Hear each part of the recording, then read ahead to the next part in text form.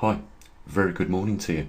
It's 4 o'clock AM here at the observatory, and as you guys know, I'm Gene and I run the maverickstar observatory. We're going to do the Earth Alpha at a glance. There's been a few changes which we'll go through, but before we do, very big and special thanks to those few people yesterday that pledged a bit of support for the observatory, and special thanks to JBM and Jonathan. You know, it's just a few people every month that help keep this observatory ticking over. Special thanks also to our patrons, and one of the things, before we get into the Earth Alpha at a glance, one of the things that really concerns me about the current climate, as it's probably the exact same things that concern you.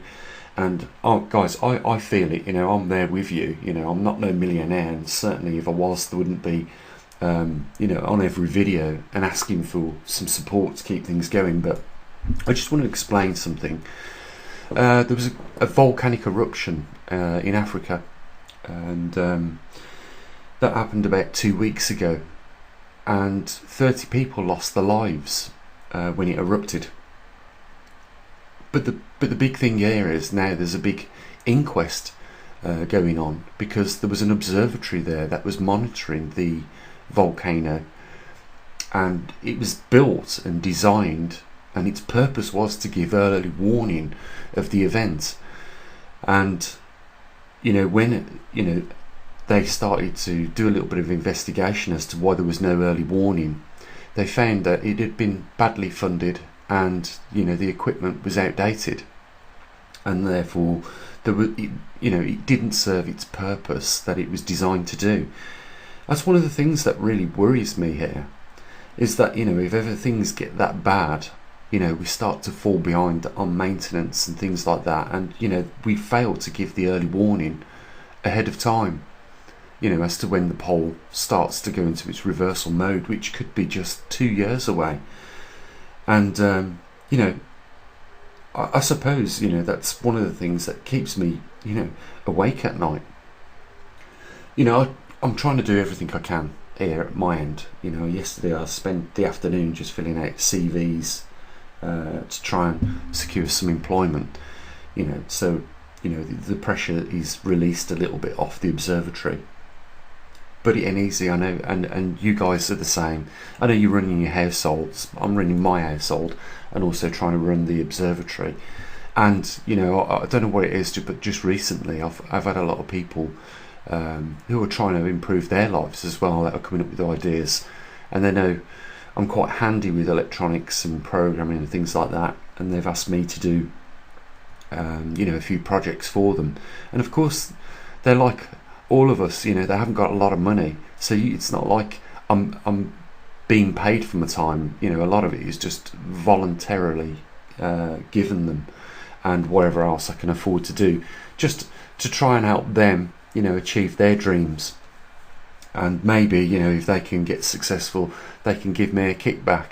But you know, my time is slowly being, you know, taken up, especially now if I get back into full-time employment. You know, obviously that's going to take up a big chunk of my day, which means I've got to then work into the night on, you know, the observatory, and also, you know, helping others out. It's what I suppose what we do, isn't it?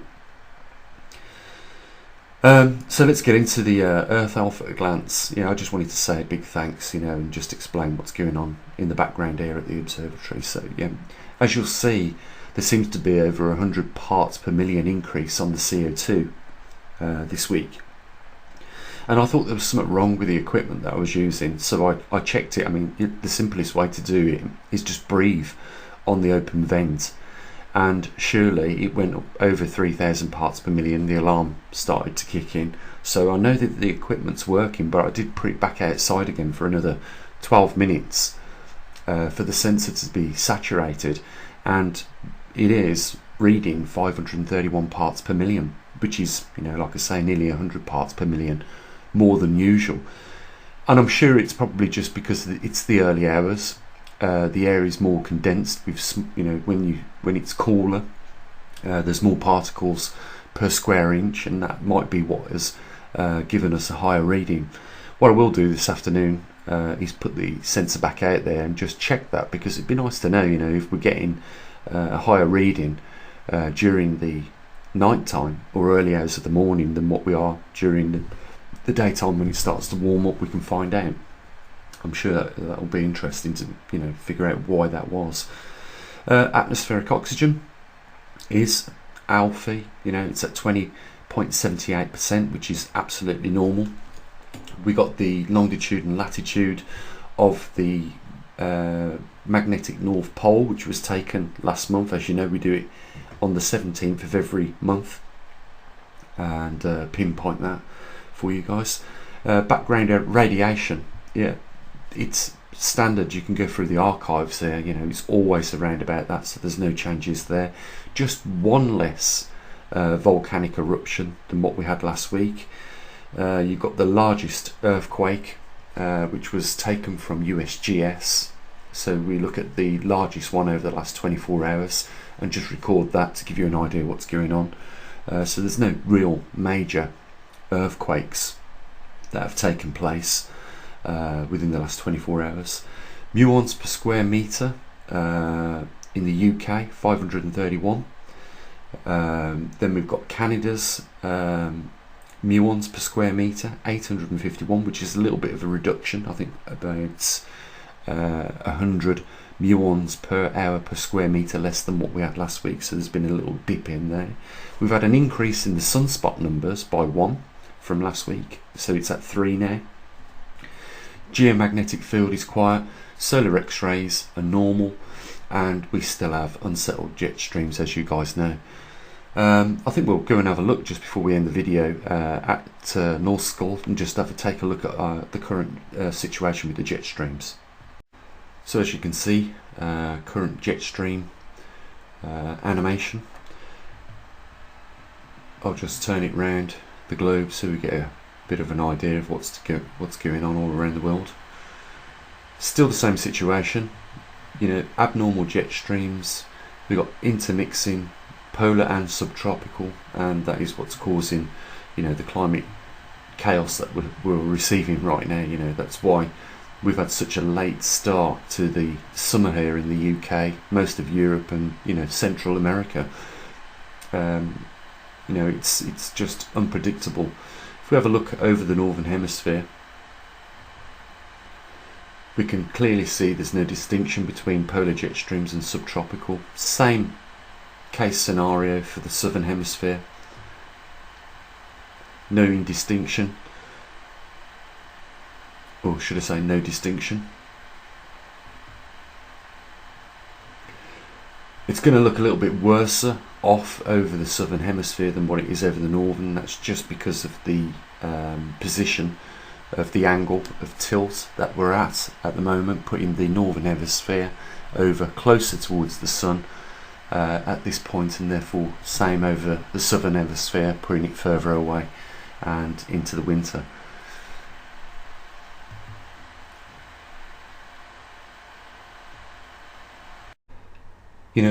Just before I end the video, I'll just mention this. Some people ask me, why do you do it? Why are you investing all your time in this website and the observatory? And I say, well, there's a lot of people that watch YouTube videos on specifics like volcanic activity and earthquake activity, and they do lose sleep over it. They worry about it, that the world's volcanoes have all of a sudden started to erupt, and there's a meltdown about to happen.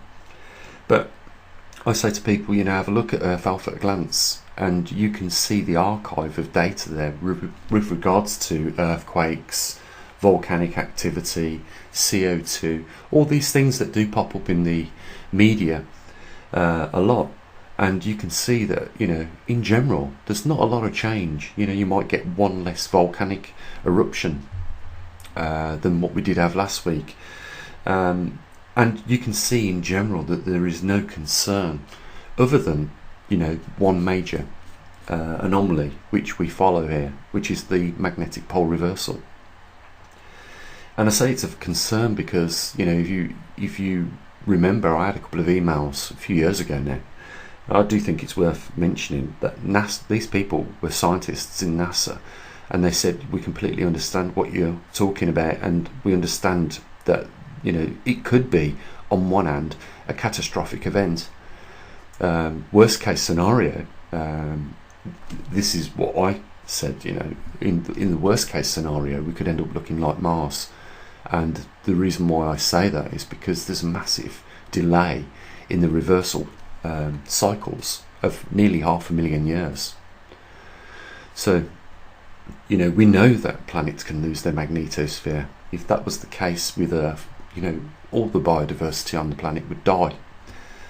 And basically, I say to people, you know, I just want to inform people of what's going on with all these anomalies as best as I can.